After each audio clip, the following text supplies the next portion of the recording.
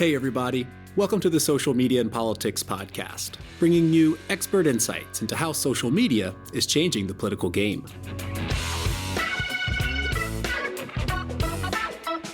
I'm your host, Michael Becerra, Associate Professor of Communication at Lund University. Remember, you can follow the show on X at SMNP Podcast, or visit us on the web at socialmediaandpolitics.org.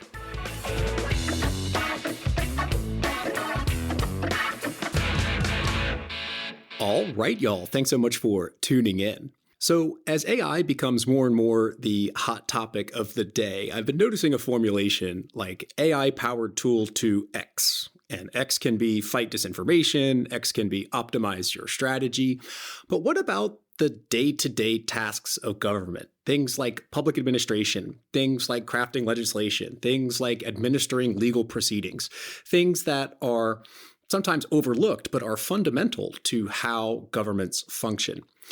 So my guests to discuss this are Bruce Schneier and Nathan Sanders. They are both affiliated with the Berkman Klein Center at Harvard University and have recently published the book Rewiring Democracy: How AI Will Transform Our Politics, Government, and Citizenship. And I wanted to talk to Bruce and Nathan because both are experts in technology from different perspectives. Bruce is a security expert and Nathan is a computer scientist. And so rather than focus on AI in one particular context, like a campaign, I wanted to talk to Bruce and Nathan to try to get a sense of how should we be thinking about these technologies from a bigger political perspective, even though it's very early days. And so in their book, they offer a nice framework of speed, scale, scope, and sophistication.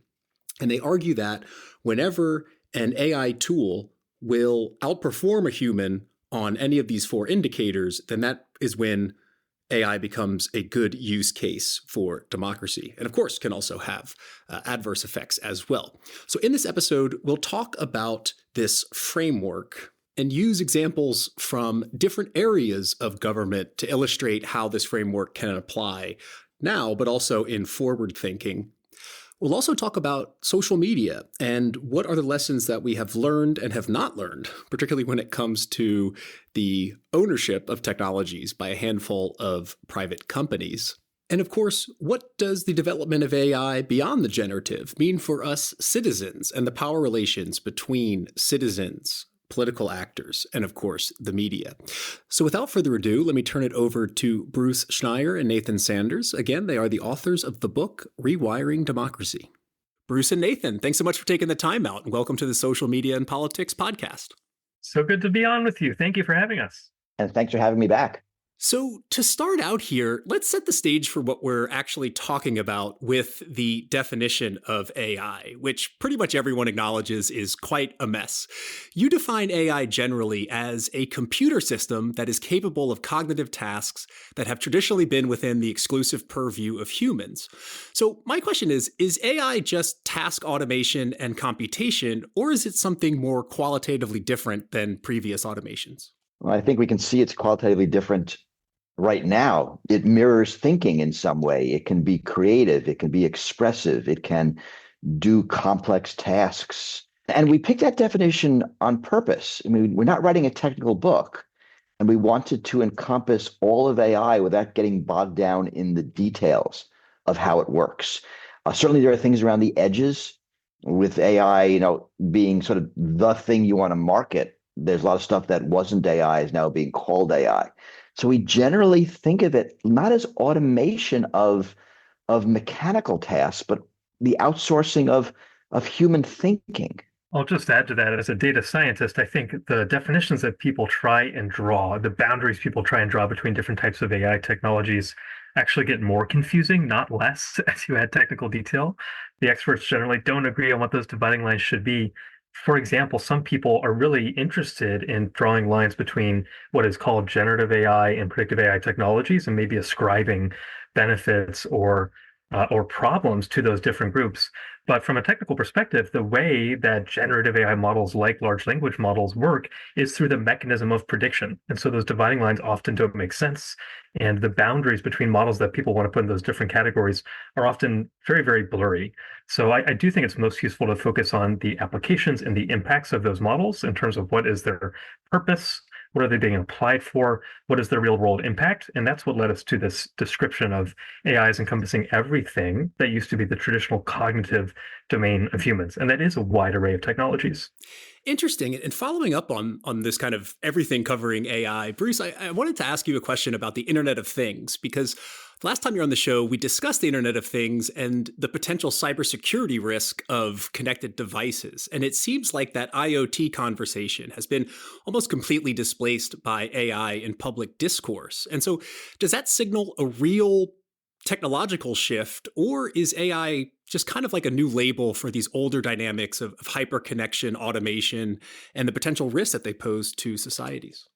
It's not a new label, it's more of an extension. So we can think of a very primitive thinking machine that acts in the physical world, your thermostat, right? It senses the environment, makes a decision by whether to turn the heat on, and then it actually turns the heat on.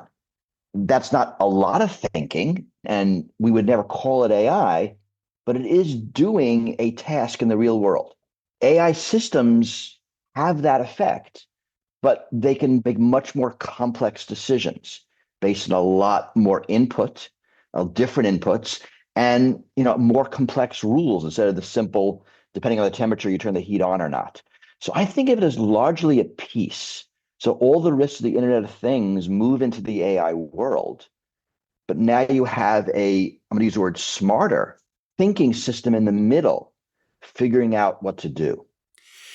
And I guess that kind of gets, I'm curious, Nathan, from the sort of computational side, that we tend to think, at least as the users now, your regular user, thinking about LLMs and generative AI, that these are kind of, user to technology relations one-to-one, right? We use the LLM, it gives us output. But there is this discourse around AI sort of starting to connect machines and make these kind of automated processes that apply across devices. I mean, is that something that we're seeing already being used, for example, by governments in using automation and prediction to connect devices and make systems more effective?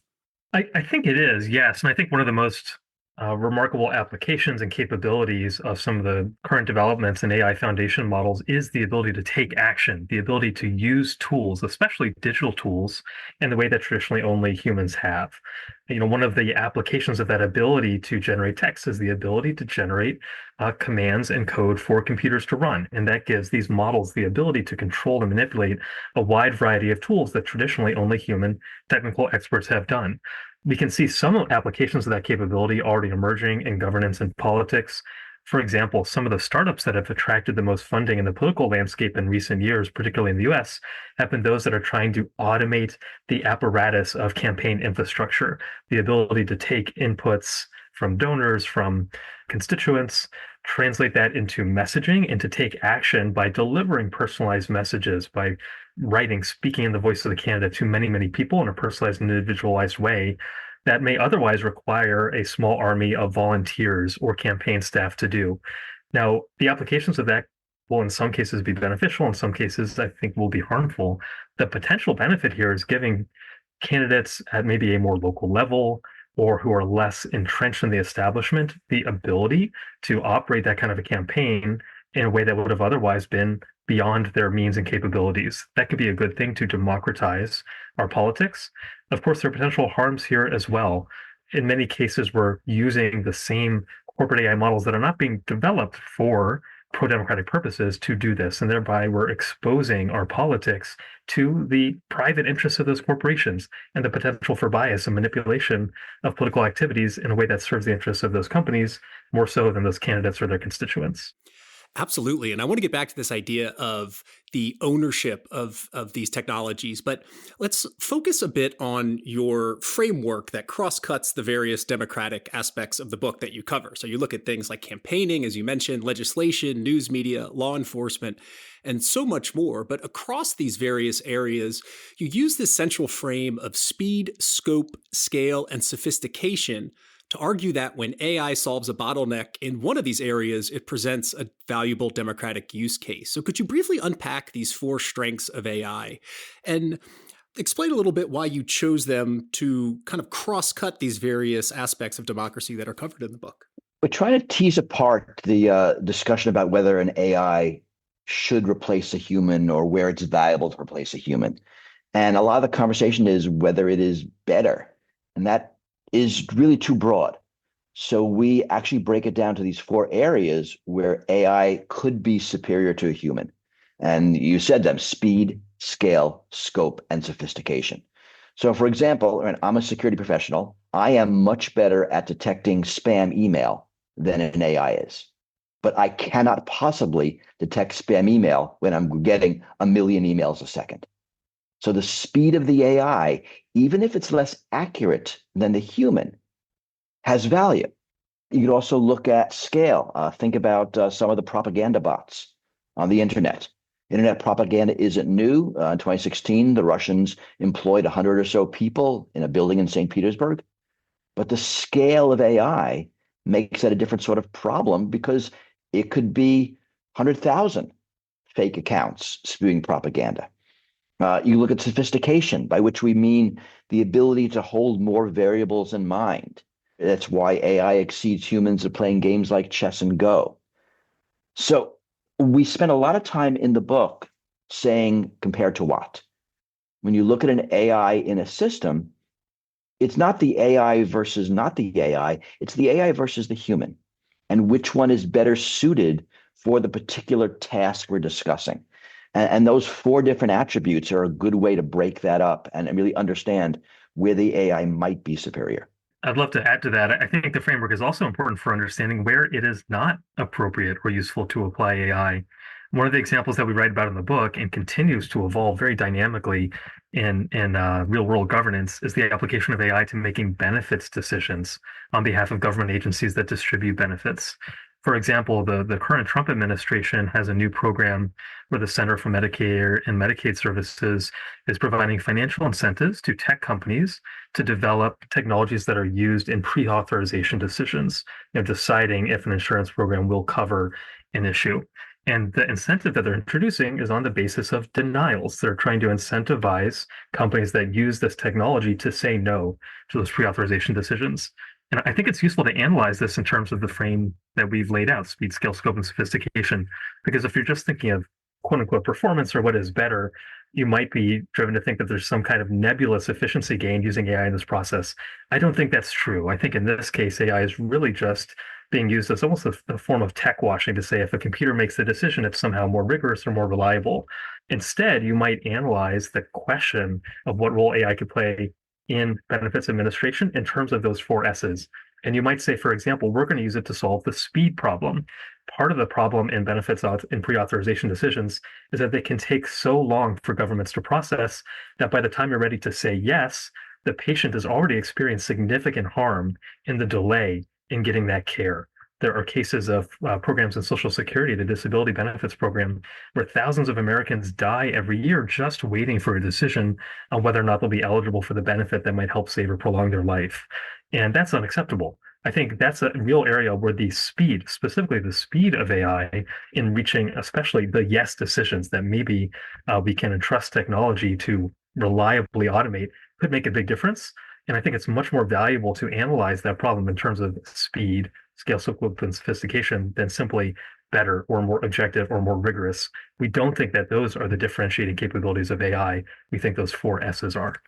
Right. And it gets to this idea of trust, which is key throughout the book. And it just reminds me of, it seems like we're repeating ourselves, where when it came to social media, people trusted news delivered from algorithms in the beginning precisely because they were viewed as objective, and somehow because they were automated, it was free from human bias. And then of course that took a complete 180 reversal that we see today. And it seems like we're kind of charting the same territory of trusting something because it's delivered by a computer.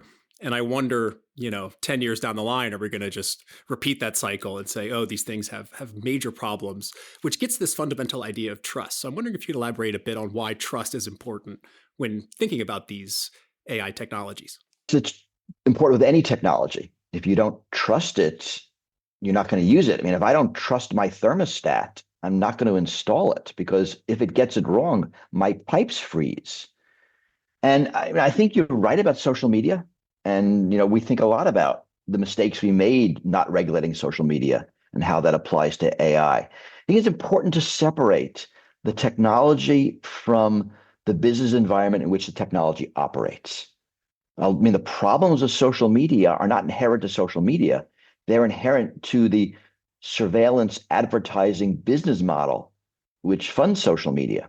I mean, similarly, I think a lot of the problems with AI, that it is obsequious, that it gets things wrong rather than admits ignorance, are business decisions companies are making for their products. The technology doesn't have to do that. So you're right. I do worry that the same big tech is going to own this space in the same way they own social media. I think it won't be that way. And I hope we talk about, I mean, a couple of things: the declining cost of creating AI models, and also AI models don't have the same network effect. Right? We're all on Facebook not because we like Facebook. We're on Facebook because our friends are there. Right? So there is this network effect that you have to be there because that's where everywhere it is. It's not just true for AI models. If you're using one, you can switch to a different one. A lot of the AI products that use these models allow you as a user to switch models on the back end. So if there is a better, a cheaper, a less biased, a more democratic, a model you trust more, you can easily switch. And I'm hoping that different business environment will incent companies to behave differently. But we don't know. And I think there's a lot to learn in what we failed to do in social media. And by the way, we can clearly see AI companies trying to go down that same path that social media has, trying to make their products more sticky, to use the terms that they might use, and to generate those kinds of network effects. For example, a lot of the major consumer AI providers have been investing more and more in what's often called memory for AI models, having them not literally learn or retrain on the basis of their interactions with you, but just store information about things that you said, preferences that you have, ways that you responded, that arguably help them respond better in a more tailored or personalized way to you the next time you ask a question, which from the user's point of view may have some benefit, but from the company's point of view also replicates those kinds of network effects or sticky behaviors that big tech companies have profited from for so long. And I think we should be very nervous about that changing power dynamic between consumers and AI companies. We should be nervous about anything that makes those tools less interoperable, less exchangeable, and that locks us in to one company's products and makes it harder for us to exercise our choice in the way that Bruce just described, and our agency to switch between them. Absolutely. And I want to get back to these kind of individual user use cases, but I thought to start more with this idea of systems and systems thinking, because one thought I had when reading the book was that, democracy is a system of governance, and then any AI technology is an automated system of rules. So the same AI tech might have different impacts if the democratic system it's applied to differs. And so I'm curious about your thoughts about how these automated systems may have differential benefits or risks based on the type of system they're applied to, whether that's, for example, a multi-party system or a two-party system, like in the US. So I think that's correct. I don't know if we know the answer. We think of AI as fundamentally a power enhancing technology that enhances the power of the humans who wield it. If the humans want more democracy, AI will help them achieve that. If the humans want less democracy, AI will help them achieve that too. We spend a bunch of time in the book talking about government administration. Right? Nathan talked about benefits administration. So AI will help governments do the things of government. And if the things of government are spying on citizens, if there's censorship, if there are mass arrests, if they're quelling dissent, AI can help with all of that. Now, you're asking, I think, a more subtle question: is that does it have any natural tendencies? And the answer is probably. Technology always has affordances, makes certain things easier and certain things harder. And we get to talk about the affordances of social media. What are the affordances of AI with respect to different types of government? I don't think we know yet. I think that's still to be discovered as governments start using these, because a lot of the effects are second order. We can talk about the first order effects, how AI will change this or that process. But what really matters in the question you're asking is how AI changes several different processes differently, and how those change processes interact with each other. And that's really hard to predict. And we are terrible at predicting that traditionally. Well, I'm going to push you a little bit on predicting, because I want to take a particular case, something that I think about a lot, which is these omnibus bills, right? The way that legislation is passed in the US. by pushing these big bills that people don't really have the time to read. And you argue that when it comes to legislation, one potential is that legislators rely less on lobbyists because they can use AI to get the specialist information they need. And so I'm curious how you might see in a particular case of the way that legislation is done in the US, these huge omnibus bills. I mean, on the one hand, this could allow legislators to catch up and read them and essentially improve them in the short time they're given, or it could look for things like loopholes. It could make them more complex. And we could have a kind of race to the bottom where there's just so much more that's able to be packed into these bills. So that's just one potential case of applying AI to legislation. I'm curious how you think it might affect that process. I think you're absolutely right to describe this as a race. And it's not a race that is new, but it's one that's being accelerated by technology and by AI assistance in the legislative process in particular. So you're exactly right. It has evolved that in the Congress, a lot of legislation has passed only in this omnibus format, these enormous bills that no human legislator realistically is reading. And you can think of that as increasing the attack surface for people to introduce loopholes or other provisions that serve special interests in legislation in a way that may not be noticed. There's a great term for this in political science, which is micro-legislation, the idea of tuning individual words and sentences in a very long bill in a way that's effectively imperceptible, but really adds a very targeted provision that benefits one special interest. And we recognize that AI systems are going to be very, very effective at doing that kind of imperceptible fine-tuning of legislation. And that's not new. People have introduced earmarks and loopholes into bills, especially omnibus bills, for a long time. But this is a process that makes it easier for people to do that. I think we should think about the dynamics, all of the players involved in the political system, and how they'll each try and use this. We expect lobbying, corporate lobbying, to be supercharged by this capability. It makes it easier and less expensive for corporations and the lobbying firms that serve them to introduce this kind of micro legislation when they're using AI. In particular, it helps them do it on a larger scale, maybe not just in the Congress for the largest bills that are moving, but maybe for many bills and maybe in many legislatures, including at the state or even the local level.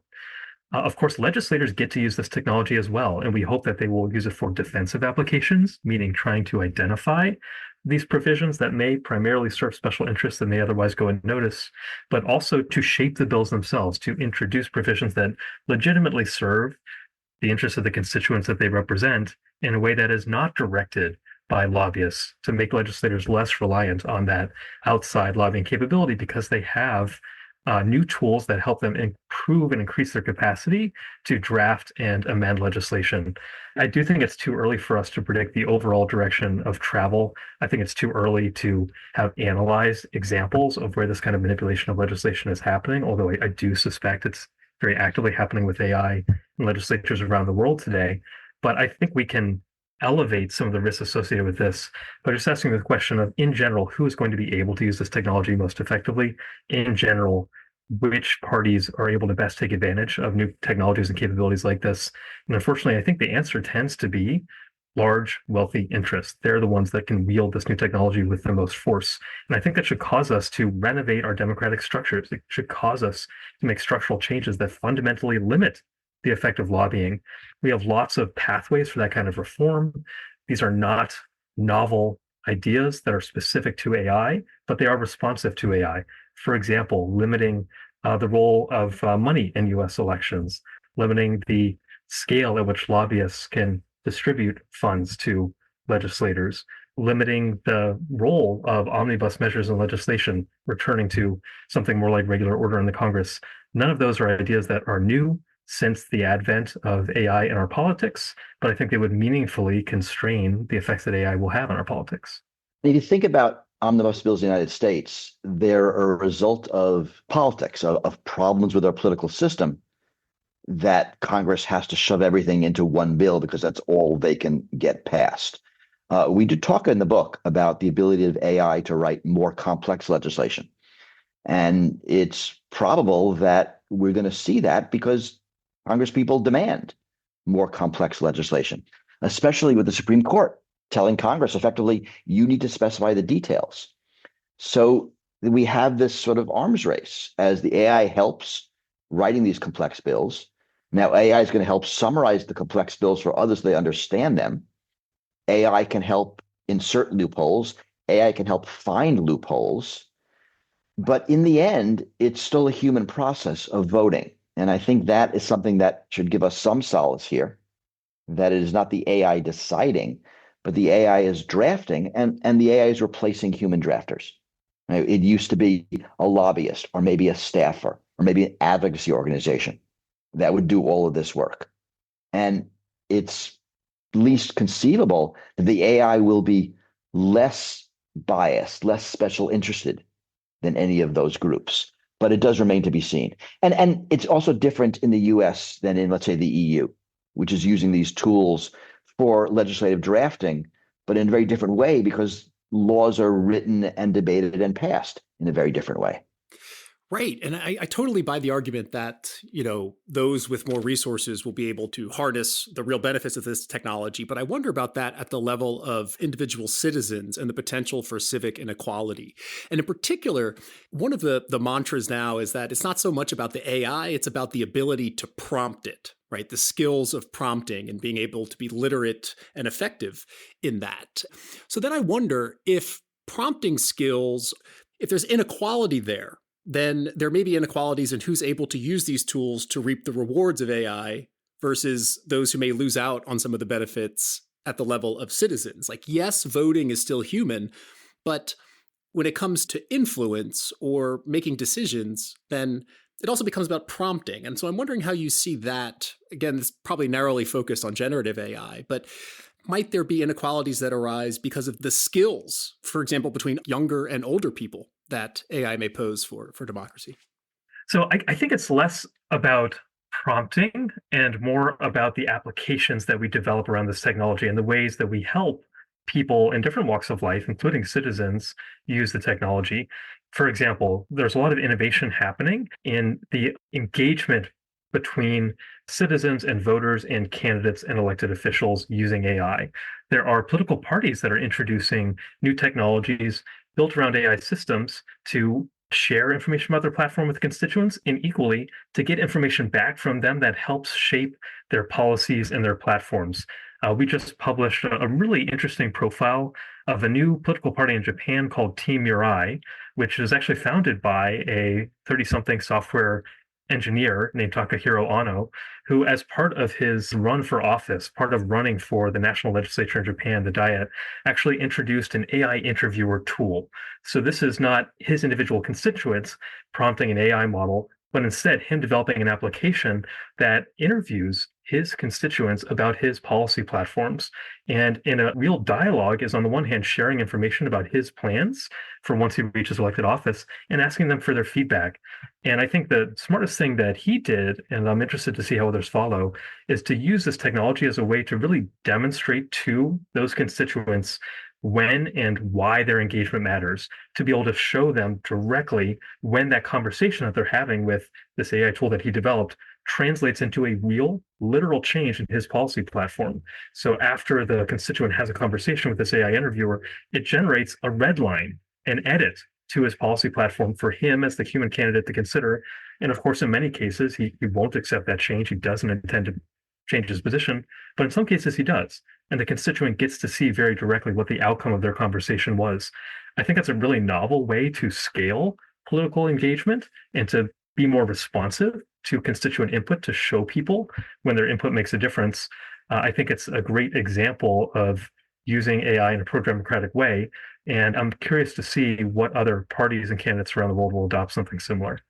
Yeah, it's sort of like a micro-tailored version of a citizens' assembly. That's exactly what it is. And I would call out, I think in some ways it's a realization of the impact that I think we all sort of hoped social media would have in politics. We've written about the Obama campaign in 2008 and how so many people saw it as heralding a new era in politics where voters are able to engage in a one-to-one way with candidates in a way they never had access to before. But I think looking back with hindsight nearly 20 years later, clearly social media hasn't had that effect. It's really just become yet another broadcast channel for politicians to share their views with millions of people at a time, but not really meaningfully engage with them or receive feedback from them. But because of the scale that AI technologies offer, it does provide a meaningful channel for people to give input back to candidates and for them to synthesize it in a way that really changes our politics. And I'm excited to see what effects that has. Yeah, that's interesting. As you mentioned, the candidate can sort of see and decide whether to accept that edit or not. And that gets to this idea of values and morals, which are inherently a part of democracy. And I'm not sure they're inherently part of AI systems. And what I mean by that is, I could imagine a scenario where a citizen is looking for, similar to voter advice applications, maybe has a moral conviction, but the machine perhaps tells them you should support or not this policy. And there's a potential, we've heard about this with the cognitive debt or the cognitive tax of AI, of sort of doubting oneself because of the output of the machine. And I wonder how you see that interplay between democracy as a system of values and machines that don't necessarily have them. They can be imbued with values in their code. But how do we ensure that citizens and politicians, when they're using AI, keep that moral conviction that has been such a foundation of democratic governance for so long, when there are machines that can't really have these values and morals? So there's a lot to unpack in that. So certainly machines do have values. I think bias and values are the same thing. We call them biases when we don't like them. We call them values when we like them. And just like humans always have biases, always have values, AIs trained on humans will as well. There's a lot of work being done, for example, in AIs in opinion polls. It turns out you can create an AI persona that has particular values and biases and prejudices and beliefs and wants, and then ask that AI questions. And it is surprisingly accurate in transmitting those values and turning them into answers to policy questions. Right? It fails when new things happen, when there are changes in the political alignment that aren't necessarily reflected in the historical data. But AIs are good here. But also, I think you have your finger on something very important, that there is this feedback effect. It's really the same as social media, that you have some belief or some bias, and then you end up in a chat room with people who have that same bias, and all of you become more extreme by talking to each other. And those are humans talking to humans. Certainly humans talking to AIs will have that same effect. How we fix that, that's not an AI problem. That's a filter bubble problem. That's a problem of people not talking to others that are outside of their particular worldview. So I don't think AI makes this worse. I mean, it's an existing problem. But I do think you're wrong. I think AIs can show values. I can give an AI my values and have it produce policy recommendations. I can tell an AI what I believe, and they can look at candidates and say, this one is more or less likely to support your positions. The system can do all of that. Whether it has values in some philosophical sense really feels like beside the point. I want to build on that idea that values are bias and recognize that we have ways in our political systems and our institutions around the world that we try and deal and mitigate the biases that humans have. And they're surely imperfect, but I think we need to do a lot more studying of how those systems of mitigation work in human context or don't work, and how they should be applied to AI as well. Let me give an example. We talked about that case of helping voters understand the issues on a ballot or the candidates on a ballot and decide who to vote for. We have, in a variety of jurisdictions around the world, voter guides, some of which are officially produced by the government and sent out to voters. We have one here in Massachusetts. All of us who are voting in the 2026 elections here will get in the mail from our Secretary of State a printed guide that tries to provide information about every ballot question to inform us as voters. And we have some systems to try and mitigate the idea that the author of that guide may be biased towards one side or another. So, for example, in our voter guide, a representative from pro and con on each issue gets to write a paragraph that goes in that voter guide and is sent out to everybody. In Germany, they have a system that's been very popular and used for years now called the Wahl-O-Mat, which ends up being a digital voter guide to inform issues about candidates and parties' positions in German elections. And there are actors in Germany who are now introducing AI versions of the Wahl-O-Mat. So instead of just being a written guide, you can talk to it, you can interact with it like a chatbot. But in the static version of the Wallomat that's existed for years and years, they have a system to try and mitigate biases in authoring that voter information. They bring dozens of people into the room, some of which are citizens who just represent the public, some of whom are appointed experts who are there to represent some area of expertise. And together, this group of people with their different perspectives hash out what should go in the voter guide. Today, the AI version of the Wallomat doesn't have a system of mitigation like that, but we can imagine learning from those human systems and applying them to AI. We can imagine recognizing, even measuring and characterizing the different biases that different AI models have, and thinking about how to combine those different AI models to produce a synthesis of opinion to voters. That won't be easy to do. It may not work perfectly. I'm sure the human system doesn't work perfectly either, but I think we need to learn more from those systems mitigations and figure out how to apply them to AI. Absolutely. Let me follow up on that, because what I meant more is about the thinking about the user. And what I mean is, for as a personal example, I've tried to use generative AI for academic writing, and I'll take a sentence that I have, and then the system will recommend a sentence. And then I start to doubt which is actually better. Do I know better than the machine what is the better sentence? And so if we place that in the realm of values, you may have a voter or a candidate who has a very strong conviction, but the AI is telling them they need to vote this way in order to optimize. And I wonder if that could have corrosive effects on the kind of moral bedrock and convictions that we sort of entrust citizens to have. I think it could, but you have the same effect if a human with moral conviction talks to that legislator and says the exact same thing. This is not an AI problem. This is a problem of influence. This is a problem of human nature. So we need to build systems just to deal with that, but they're not AI specific problems. Interesting. So my last question for you here has to do with your respective expertise, because this book is written to be accessible and it covers multiple areas of democracy, but you're both domain experts in security and computer science, respectively. So if we go beyond the book and sort of get into your respective fields, what's one area of AI that has democratic relevance, but you see as having the most profound impact in the short term, whether that impact is at a very, very micro level or more at a sort of societal level? I think we don't talk enough about AI security. When you think about AI being used in critical applications, of which democracy is one, it's being used to summarize legislation, it's being used to build advocacy positions, it's being used to assist a trade negotiator. There's always going to be someone, probably another country, that wants to influence what that AI does, what it says. And if we're going to trust the AI in these applications, it needs to be secure. And we're not very good at that. Whether it's prompt injection, right, AI-specific attacks that influence the output, or generic computer security. AI systems are computer programs. They're written in software. They run on hardware. They live on networks. They're operated by users. All the problems of IT security apply to AIs. And I think that is a limiting factor that we don't talk about enough. We talk about capabilities, we talk about accuracy, we talk about hallucinations, but we don't talk about trust in this, like, do I trust that the code is doing what it says it is? And that's a computer security problem, and it's a hard one. And from my perspective, I worry that we are so focused in many of our public conversations about AI and what AI is doing to us or how institutions are using AI against us, which, by the way, are very real concerns that we try and unpack at length in our book. But I worry that many of us who are organizers or advocates in political context don't think about how we can leverage this technology as well and how we can have agency and the power balances that are shifting as AI is being used. I think some of the most interesting examples of using AI that we talk about in our book are examples of citizens groups that are using AI to organize and mobilize their communities, unions, labor unions that are using it for labor organizing.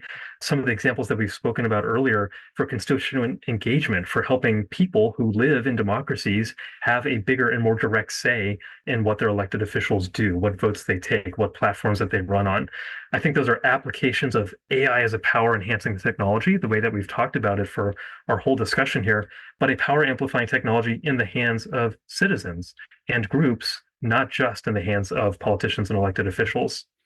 Absolutely. And of course, this is a topic that will continue to develop. I know it's a challenge to get in at such an early stage, but it is super insightful to have these early looks. And we look forward to seeing how this technology develops. So Bruce and Nathan, thanks so much for taking the time out and sharing your insights with us. Our pleasure. Thank you so much for having us. Thank you. I've just been speaking with Bruce Schneier and Nathan Sanders, authors of Rewiring Democracy: How AI Will Transform Our Politics, Government, and Citizenship. And that's a wrap for this episode of the Social Media and Politics podcast. Thank you so much for tuning in.